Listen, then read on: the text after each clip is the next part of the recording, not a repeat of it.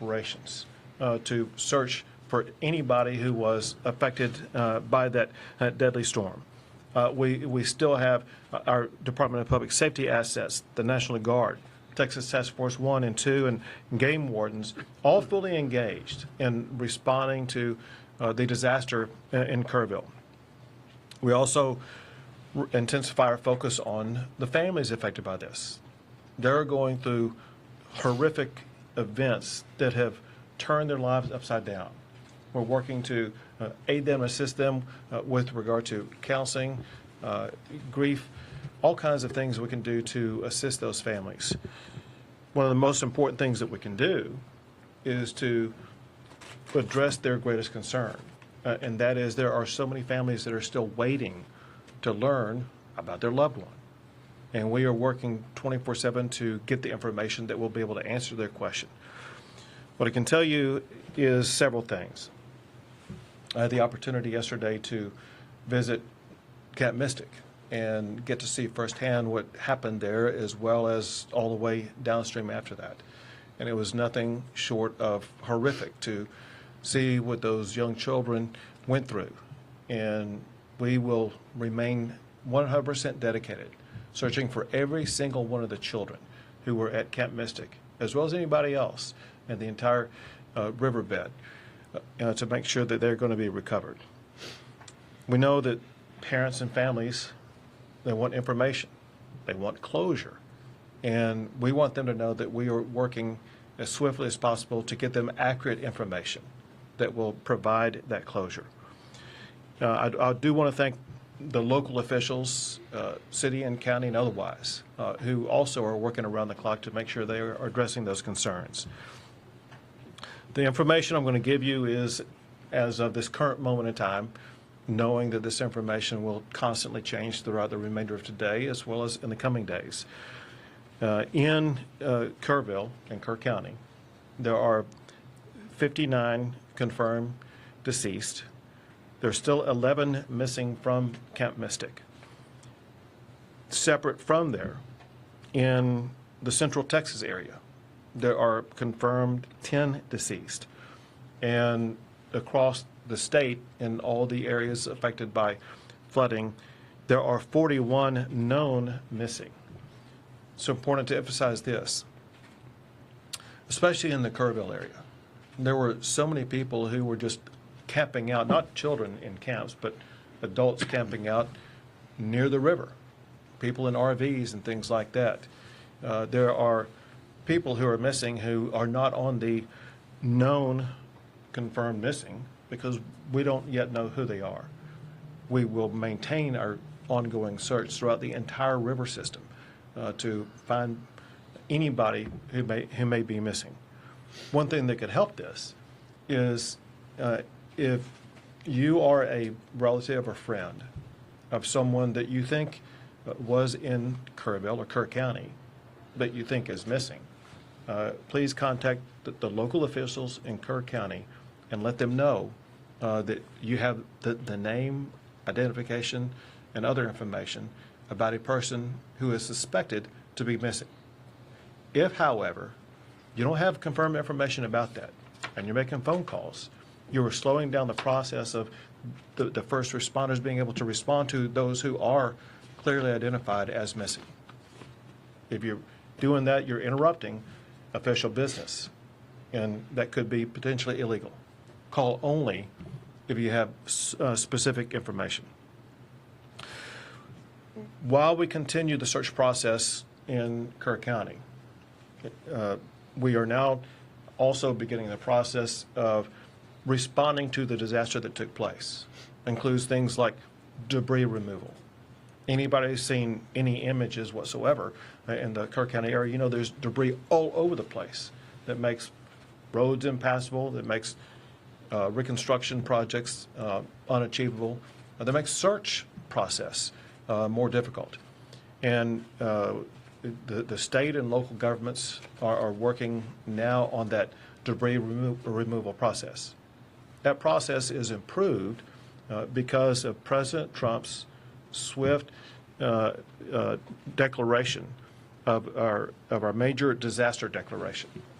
he ensured in less than 24 hours that major disaster declaration was approved, ensuring that state and local governments are going to have more resources to be able to respond to that disaster, more resources to begin the debris removal, more resources to help individuals who've been impacted by this, as well as local governments that have been impacted by this.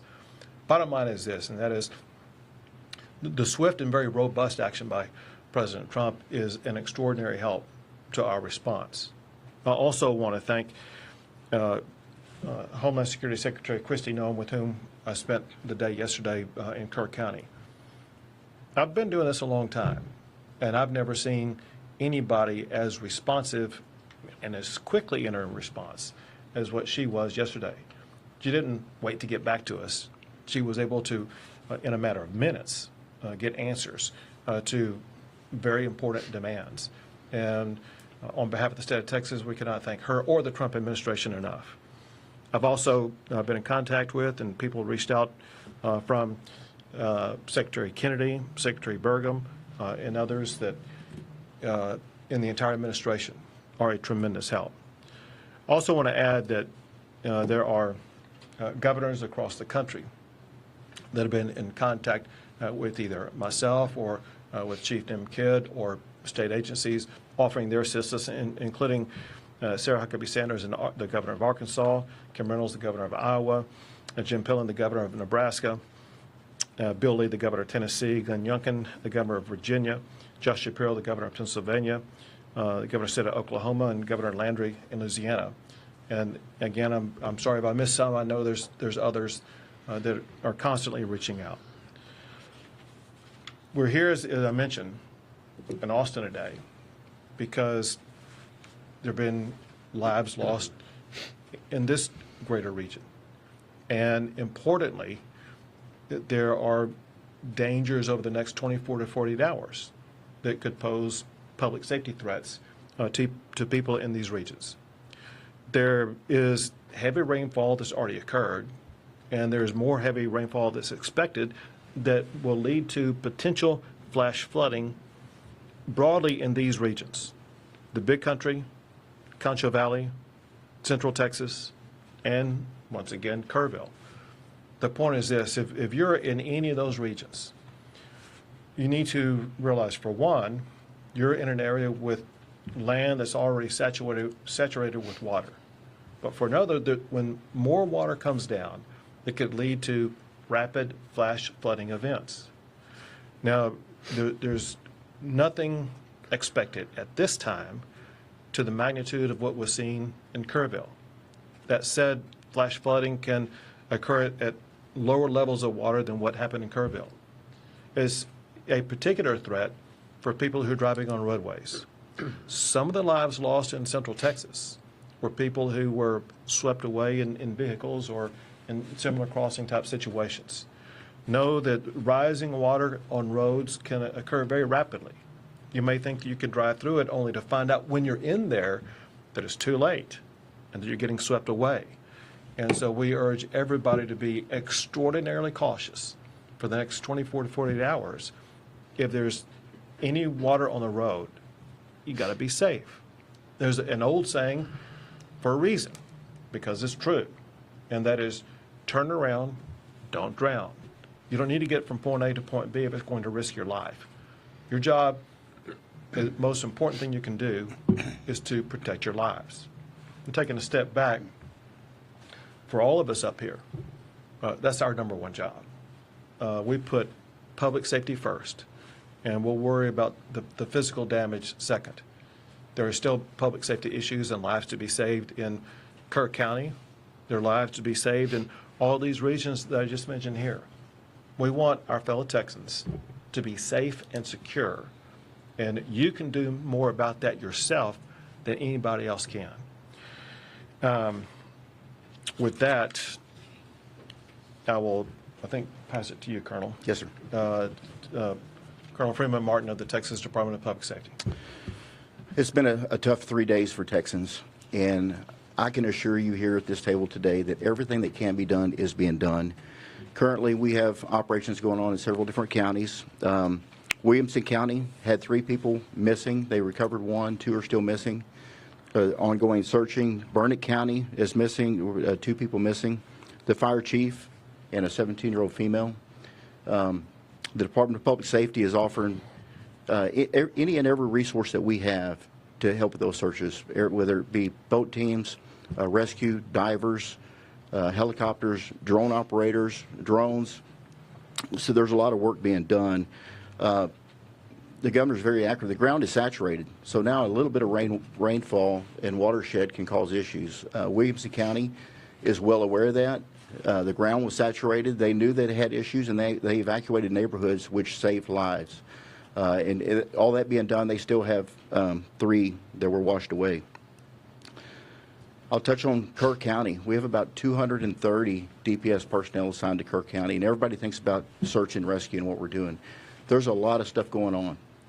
We're filling every gap, and first off, this is nothing negative about Kerr County. They've got a very good sheriff. Their fire chief is exceptional. Their police chief is exceptional. Everybody's working together. The outpouring of support, there's a lot of volunteers. There's a lot of good stuff going on, but there's a lot of there's just a huge need, and it's a large area. So we're providing 18 tactical marine units with boats. We've got 65 CID personnel assigned, over 230 in total, 11 Texas Rangers, 28 from our Special Operations Group, our SWAT guys. In addition to that, we've got 9 helicopters with tactical flight officers. We're providing cell towers and trying to solve the issues with the radio communications and their cell phone communications. We've provided communications operators to embed with them to handle 911 calls and handle calls with concerned family members. Dealing with the families of these missing individuals, there's no higher priority for us than finding those children. We've assigned commissioned personnel and victim service personnel to the family that are working. They're with them 24/7, can answer or address any needs that they have and get them any information they have. This is tough work, recovering them. So we have victim service personnel there to work with officers that are conducting the search operations additionally. We have some unidentified individuals at the funeral home, adults and juveniles. The Texas Rangers are collecting DNA from family members and from the deceased victims, and we're flying those to the University of North Texas in Dallas, and we will have answers with rapid DNA in hours, not days, to get some closure and information back to these families. We have, in the last couple of days, an outpouring of support from our federal partners, DEA, HSI, and FBI. We've embedded them with our search and rescue teams. This is tough work. It's hot. They're in the mud. They're removing debris. There's snakes. There's water moccasins. This is God's work that they're doing. So, you know, the top priority is the family and the victims. Pray for them, but throw our first responders in there, because there's a lot of good work going on. We're not taking away from any resources from Kerrville to pre-stage here. We're pulling from South Texas, West Texas, and North Texas into Central Texas to prepare for our emergency response. We're well prepared. The legislature, the governor, in previous years has been overwhelmingly supportive of law enforcement and gave us the resources, so we're prepared to respond to events like this in multiple regions of the state at the same time. So, Governor, thank you. Thank you very much. Now, General Seltzer with the Texas National Guard. Good afternoon. The Texas Military Department remains decisively engaged across the flood operations area. Our current force composition, we have 230 personnel operating. We're flying 8 helicopters, and we've increased the size of our force of high-profile military vehicles to help evacuate people from high water areas. We've also expanded our operations area to not only include Kerrville, but we now have personnel operating in San Saba and Burnett. The additional resources we've added since our last briefing are a behavioral health officer in Kerrville, a chaplain in Kerrville. We also sent a chaplain to San Saba. We've expanded the state's Air Operations Center, which is a multi-agency air coordination center hosted by TMD, but it includes every agency that operates across the interagency in Texas. So inside that operations center, we can ensure that the right asset is going to the right location to do the right job. Additionally, today we have launched the MQ-9 Reaper remotely piloted aircraft out of Houston. That aircraft departs Houston, goes out over the Gulf of America, and climbs to 18,000 feet, and then along a special FAA corridor, traverses over to the Kerrville area to conduct persistent SAR, persistent incident awareness and assessment operations. It's truly an eye in the sky for our search and rescue people. I'd like to thank the Federal Aviation Administration today. Due to weather at 18,000 feet, we could not transit from the Gulf of America to the Kerrville area. The FAA granted a temporary flight restricted area through a lower altitude, which allowed our aircraft to safely transit across Texas and operate in the Kerr County area. In terms of rescues and evacuations for the Texas Military Department, we have a total of 525 rescues or evacuations. 366 have been by air and 159 by ground. Of those count, 20 ground evacuations occurred in San Saba and 5 air evacuations occurred in Burnett. And that concludes my brief. Thank you, Governor. Thank you. Now with the LCRA, there, Phil. Yes, sir. Good afternoon. I'm Phil Wilson, General Manager of the Lower Colorado River Authority. I think the most significant message we have in the general area right now is that if and when we get more rain, please stay off the lakes. The lakes have a lot of debris right now. It's not safe to be boating. It's not safe to be out there. We'll let you know when it is, but critically, stay off the lakes. It's July. People are used to summer, and this is not a good time to be out there.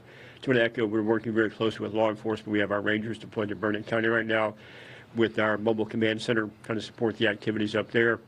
It's a partnership working all together with law enforcement, TDM, and everyone that's showing up to help assist. It's a very critical time for us. Next, what the governor said, we have a lot of saturation. We opened gates up at Wirtz and Starkey the last couple of days. Those are closed right now. We're ready just in case we need to. We've added more than 350,000 acre feet to the height of lakes in Buchanan and Lake Travis. We're 67% full. We have a lot of room in headroom in case more water does come in to make sure those reservoirs do what they're supposed to do, which is to capture the water for the future and protect against flooding. Thank you, Governor. Very good. Now, Chief Nemkit.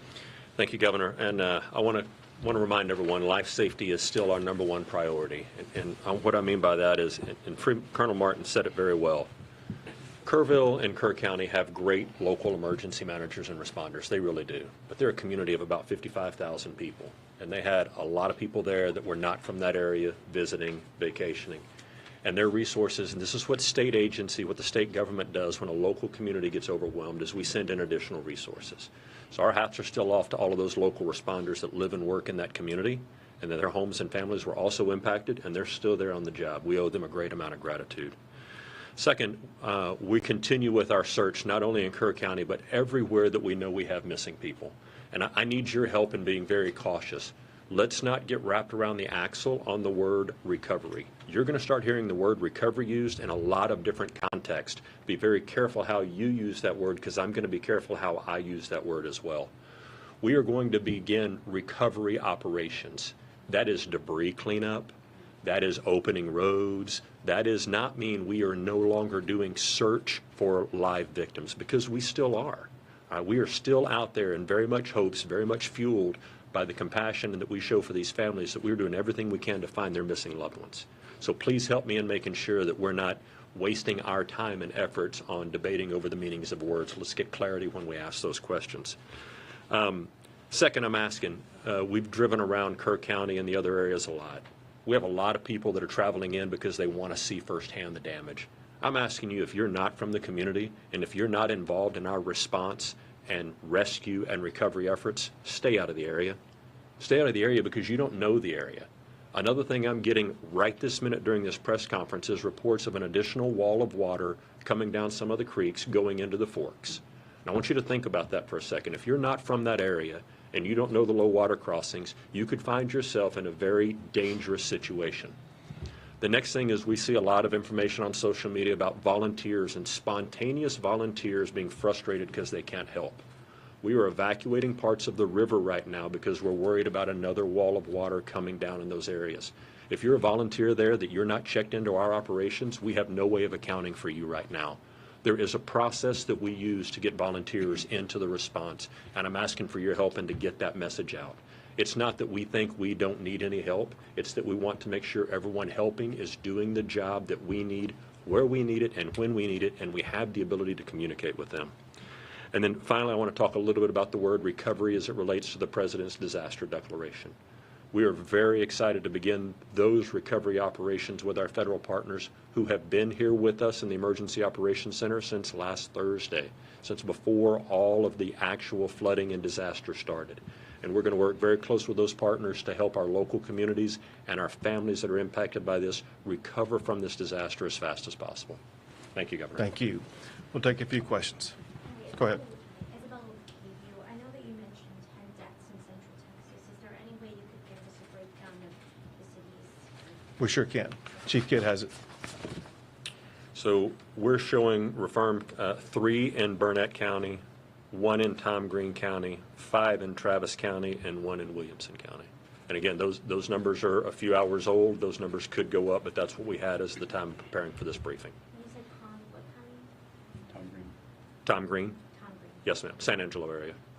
Thank You just said something about a wall of water that you're just now getting reports about. Can you talk more about that and what you're seeing there? Yeah, I'll share some of it. So I apologize for looking at my phone during the press conference, but this is the live updates that we're getting right now from the field. Is there are unconfirmed at this point reports of additional water coming in. And as the governor mentioned, there's rain still falling on the area.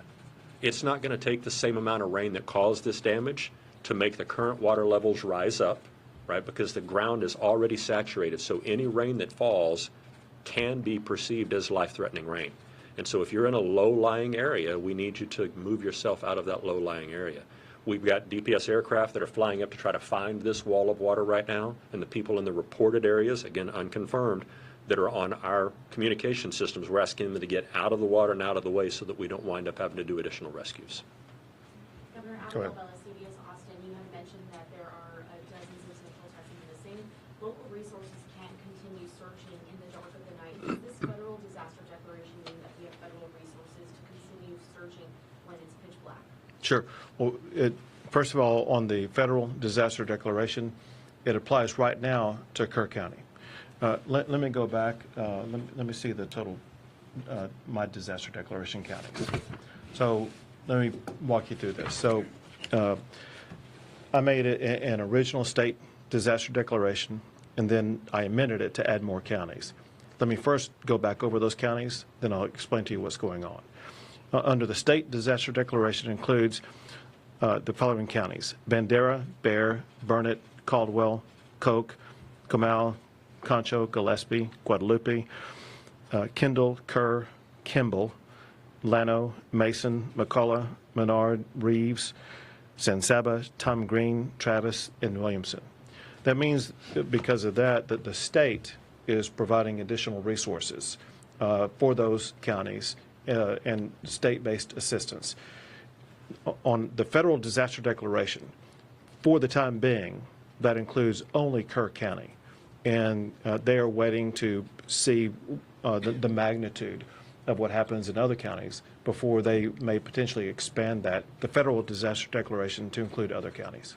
So for now, local resources have to stop search and rescue efforts when the fall. That's not accurate. No. We have drones and helicopters that have thermal and night vision and FLIR where they can search at night. Our special operations groups have that. And, you know, at the law enforcement level, we don't really wait for a federal declaration. The feds come. They're there, they're helping. They offer assets and resources. You know, this helps with funding and additional resources and bringing in from out of state. But our local federal partners, they're very involved. So we've, yeah, of course, we're a lot more productive during the day, but we search at night, and we're seeing some really good results, which is good. But the bad news is you will see the death toll rise today and tomorrow. One other thing to add to that is the U.S. Coast Guard, part of the federal government, was here working long before the declaration was granted based on our partnership and relationship. So we still have Coast Guard assets here, and they will operate at night as well. Thank you for the question. Go ahead. Bayless Wagner, also American States. Can you talk a little bit more about the warnings that local officials got, the way that the state and the federal government communicated with local officials, and whether you believe that these deaths were preventable? So there were multiple steps taken by the state that I'll let Chief Kidd talk about, but the state began setting up operations in preparation for what could happen in Kerr County. It happened in the early morning hours of the 4th, which is Friday, and the state had pre-positioned assets and resources in and around that area beginning on Wednesday before the storm on Friday. As we learned more on Thursday, more assets were provided in various regions. We knew, based upon predicted weather, certain regions where the rain may fall. There was an inability to know precisely where that rain was going to fall and how much was going to fall, where it did fall. And as far as what the locals may have done, Chief Kidd may know more than I, but I would leave it up to them to let you know. And listen, thank you for the question. We need to spend a lot of time trying to answer this question because from a technical perspective, there are multiple warning systems that are out there. And all of us can choose to sign up for warning systems in certain areas depending on the local government that we're in and the way that their system works. There's a lot of talk about a program called WIA, the Wireless Emergency Alert, and IPAWS, the Integrated Public Alert and Warning System, and how they work or sometimes don't work. And then you have areas where there is no cell phone coverage. And if there's no cell phone coverage, it doesn't matter how many alert systems you sign up for, you're not going to get that. And then there's the NOAA weather radios from the National Weather Service. I'll ask you, how many of you have a NOAA weather radio by your bed at home?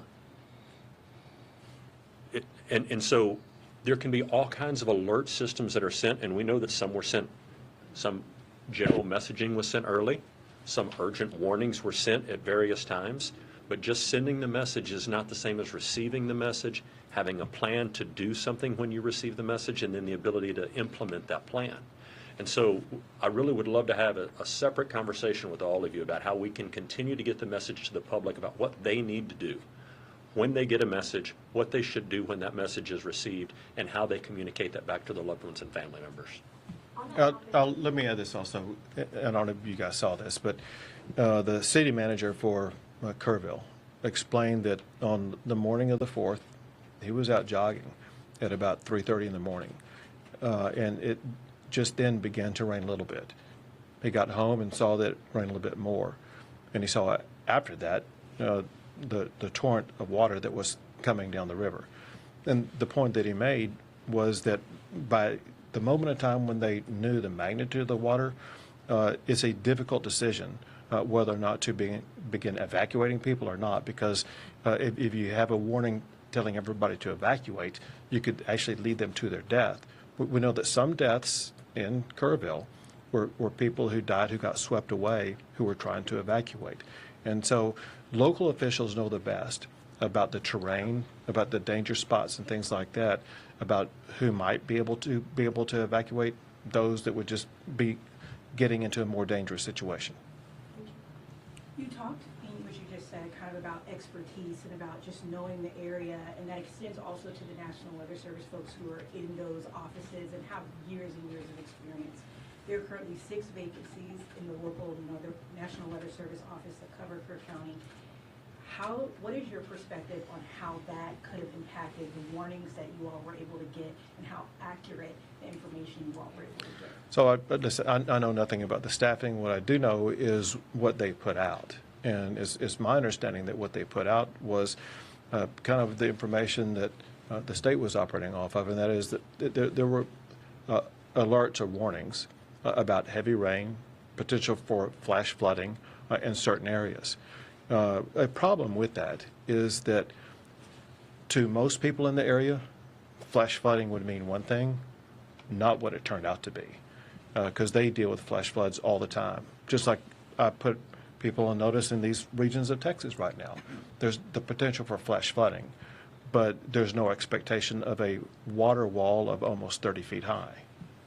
Governor Abbott, on that topic, we know that these alerts can be life-saving at times, and a lot of times these forecasters get their information from the National Weather Service. Are you communicating with your federal partners on how critical funding is for the National Weather Service in order to issue alerts like this and this disaster like this? It's one of the things that we spoke about when Secretary Noem was in, and this is part of ongoing conversations. And I'll add this. As you all probably know, we have a special session coming up, and the way to respond to like what happened in Kerrville is going to be a topic for the special session to address. We have time for 2 more questions, though. Is part of what you want to address, because there was a bill that was going to create a council to kind of talk about what warning systems, and it was not successful.